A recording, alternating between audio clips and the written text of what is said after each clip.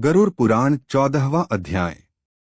यमलोक एवं यम सभा का वर्णन, चित्रगुप्त आदि के भवनों का परिचय, धर्मराज नगर के 4 द्वार, पुण्यात्माओं का धर्म सभा में प्रवेश। गरुड़ उवाच। गरुड़ जी ने कहा, हे दयानिधे, यमलोक कितना बड़ा है, कैसा है, किसके द्वारा बनाया हुआ है, वहां की सभा कैसी है और उस सभा में धर्मराज किनके साथ बैठते हैं।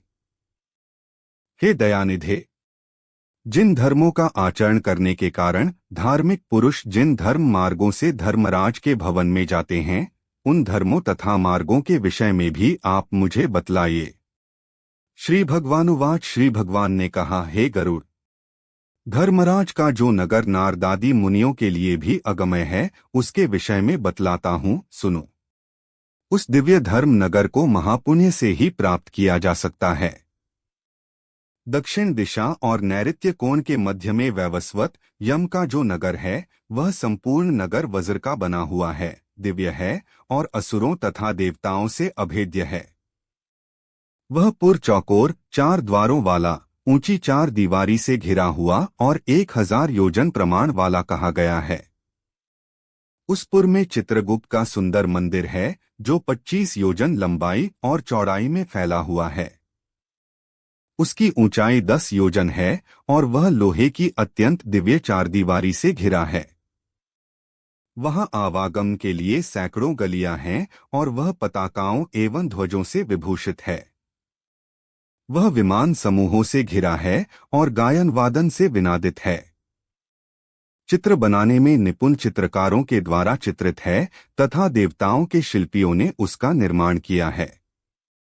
वह उद्यानों और उपवनों से रमणीय है, नाना प्रकार के पक्षीगण उसमें कलरव करते हैं तथा वह चारों ओर से गंधर्वों तथा अप्सराओं से घिरा है। उस सभा में अपने परम अद्भुत आसन पर स्थित चित्रगुप्त मनुष्यों की आयु की यथावत गणना करते हैं। वे मनुष्यों के पाप और पुण्य का लेखाजोखा करने में त्रुटि नहीं करते।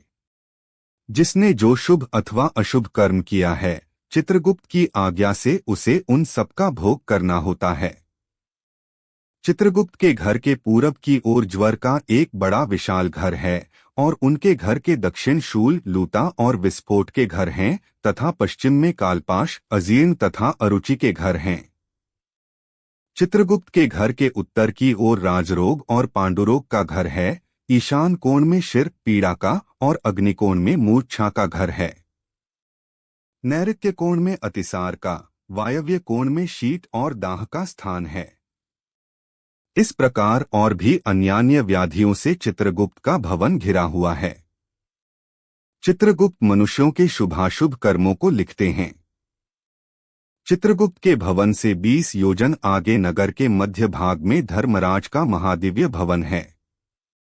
वह दिव्य रत्नमय तथा विद्युत की ज्वालामालाओं से युक्त और सूर्य के समान देदीप्यमान है। वह 200 योजन चौड़ा, 200 योजन लंबा और 50 योजन ऊंचा है। 1000 स्तंभों पर धारण किया गया है, वैदूर्यमणि से मंडित है, स्वर्ण से अलंकृत है और अनेक प्रकार के हर में धनिकों के भवन और प्रासादगृह से परिपूर्ण है। वह भवन शरतकालीन मेघ के समान उज्ज्वल, निर्मल एवं सुवर्ण के बने हुए कलशों से अत्यंत मनोहर है। उसमें चित्र बहुरंगी रंग के स्फटिक से बनी हुई सीढ़ियां हैं और वह हीरे के फर्श से सुशोभित है। रोशनदानों में मोतियों के झालर लगे हैं। वह पताकाओं और ध्वजों से विभूषित, घंटा और नगाड़ों से निनादित तथा स्वर्ण के बने तोरणों से मंडित है। वह अनेक आश्चर्यों से परिपूर्ण और स्वर्ण निर्मित सैकड़ों किवाड़ों से युक्त है तथा कंटकरहित नाना वृक्ष, लताओं एवं गुल्मों अर्थात झाड़ियों से सुशोभित है। इसी प्रकार अन्य भूषणों से भी भवन सदा भूषित रहता है। विश्वकर्मा ने अपने आत्मयोग के प्रभाव से उसका निर्माण किया है। उस धर्मराज के भवन में 100 योजन लंबी चौड़ी दिव्य सभा है, जो सूर्य के समान प्रकाशित, चारों ओर से देदीप्यमान तथा इच्छानुसार स्वरूप धारण करने वाली है। वहां न अधिक ठंड है, न अधिक गर्मी। वह मन को अत्यंत हर्षित करने वाली है। उसमें रहने वाले किसी को न कोई शोक होता है, न वृद्धावस्था सताती है, न भूख प्यास लगती है, और न किसी साथ अप्रिय घटना ही होती है। देवलोक और मनुष्यलोक में जितने काम्य विषय अभिलाषाएं हैं, वे सभी वहां उपलब्ध हैं। वहां सभी तरह के रसों से परिपूर्ण भक्ष्य और भोज्य सामग्रियां चारों ओर प्रचुर मात्रा में हैं। वहां सरस, शीतल तथा उष्ण जल भी उपलब्ध है। उसमें पुण्यमय शब्दादि विषय भी उपलब्ध हैं और नित्य मनोवांछित फल प्रदान करने वाले कल्पवृक्ष भी वहां है। हे ताक्ष्य, वह सभा बाधारहित, रमणीय और कामनाओं को पूर्ण करने वाली है। विश्वकर्मा ने दीर्घ काल तक तपस्या करके उसका निर्माण किया है। उसमें कठोर तपस्या करने वाले, सुव्रती, सत्यवादी, शांत, सन्यासी, सिद्ध एवं पवित्र कर्म करके शुद्ध हुए पुरुष जाते हैं। उन सभी की देह तेजोमय होती है। वे आभूषणों से अलंकृत तथा निर्मल वस्त्रों से युक्त होते हैं तथा अपने किए हुए पुण्य कर्मों के कारण वहां विभूषित होकर विराजमान रहते हैं। 10 योजन विस्तीर्ण और सभी प्रकार के रत्नों से सुशोभित उस सभा में अनुपम एवं उत्तम आसन पर धर्मराज विद्यमान रहते हैं। वे सत्पुरुषों में श्रेष्ठ हैं और उनके मस्तक पर छत्र सुशोभित है। कानों में कुंडलों से अलंकृत वे श्रीमान महामुकुट से सुशोभित हैं। वे सभी प्रकार के अलंकारों से समन्वित तथा नीलमेघ के समान कांति वाले हैं। हाथ में चवर धारण की हुई अप्सराएं उन्हें पंखा झलती रहती हैं।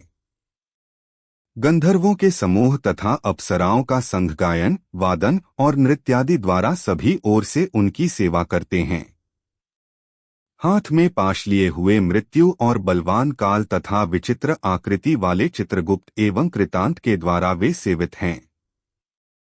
हाथों में पाश और दंड धारण करने वाले, उग्र स्वभाव वाले, आज्ञा के अधीन आचरण करने वाले तथा अपने समान बल वाले नाना दूतों से वे धर्मराज घिरे रहते हैं। हे खग, अग्निश्वात्त, सोमप, ऊष्मप, स्वधावान, बहिर्षद, मूर्तिमान तथा अमूर्तिमान जो पितर हैं एवं अर्यमा आदि जो पितृगण हैं और जो अन्य मूर्तिमान पितर हैं, वे सब मुनियों के साथ धर्मराज की उपासना करते हैं। अत्रि, वशिष्ठ, पुलह, दक्ष, क्रतु, अंगिरा, जमदनिनंदन, परशुराम, भृगु, पुलस्त्य, अगस्त्य, नारद ये तथा अन्य बहुत से पितृराज धर्मराज के सभासद हैं, जिनके नामों और कर्मों की गणना नहीं की जा सकती। ये धर्मशास्त्रों की व्याख्या करके यथावत निर्णय देते हैं। ब्रह्मा की आज्ञा के अनुसार वे सब धर्मराज की सेवा करते हैं। हाथ में पाश लिए हुए मृत्यु और बलवान काल तथा विचित्र आकृति वाले चित्रगुप्त एवं कृतांत के द्वारा वे सेवित हैं। हाथों में पाश और दंड धारण करने वाले, उग्र स्वभाव वाले, आज्ञा के अधीन आचरण करने वाले तथा अपने समान बल वाले नाना दूतों से वे धर्मराज घिरे रहते हैं। हे खग, अग्निश्वात्त, सोमप, ऊष्मप, स्वधावान, बहिर्षद, मूर्तिमान तथा अमूर्तिमान जो पितर हैं एवं अर्यमा आदि जो पितृगण हैं और जो अन्य मूर्तिमान पितर हैं, वे सब मुनियों के साथ धर्मराज की उपासना करते हैं। अत्रि, वशिष्ठ, पुलह, दक्ष, क्रतु, अंगिरा, जमदनिनंदन, परशुराम, भृगु, पुलस्त्य, अगस्त्य, नारद ये तथा अन्य बहुत से पितृराज धर्मराज के सभासद हैं, जिनके नामों और कर्मों की गणना नहीं की जा सकती। ये धर्मशास्त्रों की व्याख्या करके यथावत निर्णय देते हैं। ब्रह्मा की आज्ञा के अनुसार वे सब धर्मराज की सेवा करते हैं। उस सभा में सूर्य वंश के तथा चंद्र वंश के अन्य बहुत से धर्मात्मा राजा धर्मराज की सेवा करते हैं। मनु, दिलीप, मांधाता, सगर, भगीरथ, अम्बरीश, अनर्ण्य, मुचुकुंद, निमि, पृथु, ययाति, नहुष, पुरु, दुष्यंत, शिवी, नल, भरत, शंतनु, पांडु तथा सहस्त्रार्जुन ये यशस्वी पुण्यात्मा राजर्षि और बहुत से प्रख्यात राजा बहुत से अश्वमेध यज्ञों का अनुष्ठान करने के फलस्वरूप धर्मराज के सभासद हुए हैं। धर्मराज की सभा में धर्म की ही प्रवृत्ति होती है। न वहां पक्षपात है, न झूठ बोला जाता है और न किसी का किसी के प्रति मात्सर्य भाव रहता है। सभी सभासद शास्त्रविद और सभी धर्मपरायण हैं। वे सदा उस सभा में वैवस्वत यम की उपासना करते हैं।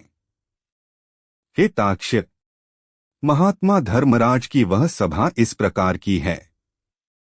जो पापात्मा पुरुष दक्षिण द्वार से वहां जाते हैं वे उस सभा को नहीं देख पाते। धर्मराज के पुर में जाने के लिए 4 मार्ग हैं। पापियों के गमन के लिए जो मार्ग है उसके विषय में मैंने तुमसे पहले ही कह दिया। पूर्व आदि 3 मार्गों से जो धर्मराज मंदिर में जाते हैं वे सुकृति अर्थात पुण्यात्मा होते हैं और अपने पुण्यों के बल से वहां जाते हैं। उनके विषय में सुनो। उन मार्गों में जो पहला पूर्व मार्ग है वह सभी प्रकार की सामग्रियों से समन्वित है और पारिजात वृक्ष की छाया से आच्छादित तथा रत्नमंडित है। वह मार्ग विमानों के समूहों से संकीर्ण और हंसों की पंक्ति से सुशोभित है, विद्रुम के उद्यानों से व्याप्त है और अमृतमय जल से युक्त है। उस मार्ग से पुण्यात्मा ब्रह्मर्षि और अम्लांतरात्मा राजर्षि, अप्सरागण, गंधर्व, विद्याधर, वासुकी आदि महान नाग जाते हैं।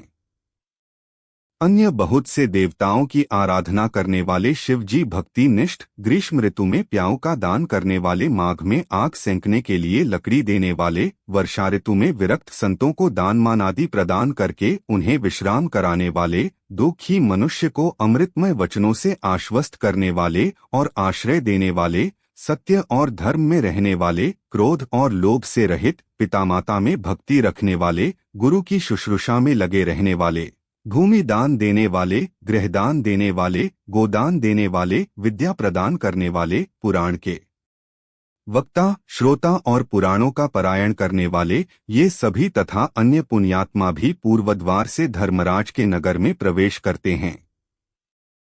वे सब सुशील और शुद्ध बुद्धि वाले धर्मराज की सभा में जाते हैं।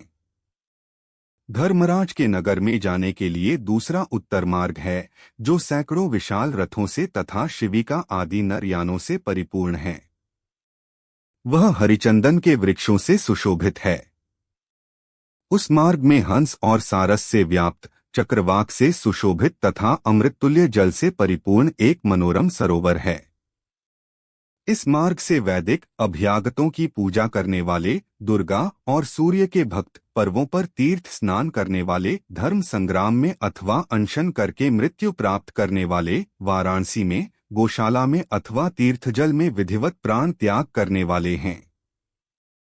ब्राह्मणों अथवा अपने स्वामी के कार्य से तथा तीर्थ क्षेत्र में मरने वाले और देव प्रतिमा आदि के विध्वंस होने से बचाने के प्रयास में प्राण त्याग करने वाले हैं, योगाभ्यास से प्राण त्याग करने वाले हैं, सत्पात्रों की पूजा करने वाले हैं तथा नित्य महादान देने वाले हैं। वे व्यक्ति उत्तर द्वार से धर्मसभा में जाते हैं। तीसरा पश्चिम का मार्ग है जो रत्नष्टित भवनों से सुशोभित है। वह अमृतसर से सदा परिपूर्ण रहने वाली बावलियों से विराजित है। वह मार्ग रावतकुल में उत्पन्न मदोन्मत्त हाथियों से तथा उच्चै श्रवा से उत्पन्न अश्वरत्नों से भरा है। इस मार्ग से आत्मतत्ववेत्ता, सत्शास्त्रों के परिचिंतक, भगवान श्री विष्णु जी के अनन्य भक्त, गायत्री मंत्र का जप करने वाले, दूसरों की हिंसा, दूसरों के द्रव्य एवं दूसरों की निंदा से पराड़मुख रहने वाले, अपनी पत्नी में संतुष्ट रहने वाले, संत, अग्निहोत्री, वेदपाठी ब्राह्मण गमन करते हैं। ब्रह्मचर्य व्रत का पालन करने वाले, वानप्रस्थ आश्रम के नियमों का पालन करने वाले, तपस्वी, संन्यास धर्म का पालन करने वाले तथा श्रीचरण सन्यासी एवं मिट्टी के ढेले, पत्थर और स्वर्ण को समान समझने वाले, ज्ञान एवं वैराग्य से संपन्न, सभी प्राणियों के हित साधन में निरत, शिव और विष्णु का व्रत करने वाले, सभी कर्मों को ब्रह्मा को समर्पित करने वाले, देवऋण, पितृऋण एवं ऋषिऋण इन तीनों ऋणों से विमुक्त, सदा पंचयज्ञ में निरत रहने वाले, पितरों को श्राद्ध देने वाले, समय से संध्योपासन करने वाले, नीच की संगति से अलग रहने वाले, सत्पुरुषों की संगति में निष्ठा रखने वाले, ये सभी जीव अप्सराओं के समूहों से युक्त श्रेष्ठ विमान में बैठकर अमृत पान करते हुए धर्मराज के भवन में जाते हैं और उस भवन के पश्चिम द्वार से प्रविष्ट होकर धर्मसभा में पहुँचते हैं। उन्हें आया हुआ देखकर धर्मराज बार बार स्वागत संभाषण करते हैं, उन्हें उठकर अभ्युत्थान देते हैं और उनके सम्मुख जाते हैं। उस समय धर्मराज भगवान विष्णु के समान चतुर्भुज रूप और शंखचक्रगदा तथा खड्ग धारण करके पुण्य करने वाले जीवों के साथ स्नेहपूर्वक मित्रवत आचरण करते हैं। उन्हें बैठने के लिए सिंहासन देते हैं, नमस्कार करते हैं और पाद्य अर्घ्य आदि प्रदान करके चंदनादिक पूजा सामग्रियों से उनकी पूजा करते हैं। यम अर्थात धर्मराज कहते हैं, हे सभासदों, इस ज्ञानी को परम आदरपूर्वक नमस्कार कीजिए, यह हमारे मंडल का भेदन करके ब्रह्मलोक में जाएगा। हे बुद्धिमानों में श्रेष्ठ और नरक की यातना से भयभीत रहने वाले पुण्यात्माओं, आप लोगों ने अपने पुण्य कर्मानुष्ठान से सुख प्रदान करने वाला देवत्व प्राप्त कर लिया है। दुर्लभ मनुष्य योनि प्राप्त करके जो नित्य वस्तु धर्म का साधन नहीं करता, वह घोर नरक में गिरता है। उससे बढ़कर अचेतन अज्ञानी और कौन है? अस्थिर शरीर से और अस्थिर धन आदि से कोई एक बुद्धिमान मनुष्य ही स्थिर धर्म का संचयन करता है। इसलिए सभी प्रकार के प्रयत्नों को करके धर्म का संचय करना चाहिए। आप लोग सभी भोगों से परिपूर्ण पुण्यात्माओं के स्थान स्वर्ग में जाएं। सा धर्मराज का वचन सुनकर उन्हें और उनकी सभा को प्रणाम करके वे देवताओं के द्वारा पूजित और मुनीश्वरों द्वारा स्तुत होकर विमान समूहों से परम पद को जाते हैं और कुछ परम आदर के साथ धर्मराज की सभा में ही रह जाते हैं और वहां एक कल्प पर्यंत रहकर मनुष्यों के लिए दुर्लभ भोगों का उपभोग करके पुण्यात्मा पुरुष शेष पुण्यों के अनुसार पुण्यदर्शन वाले मनुष्य योनि में जन्म लेता है। इस लोक में वह महान धन संपन्न, सर्वज्ञ तथा सभी शास्त्रों में पारंगत होता है और पुनः आत्मचिंतन के द्वारा परम गति को प्राप्त करता है। हे गरुड़, तुमने यमलोक के विषय में पूछा था, वह सब मैंने बता दिया। इसको भक्तिपूर्वक सुनने वाला व्यक्ति भी धर्मराज की सभा में जाता है। इस प्रकार गरुड़ पुराण के अंतर्गत सारोद्धार में धर्मराज निरूपण नामक 14वां अध्याय पूरा हुआ।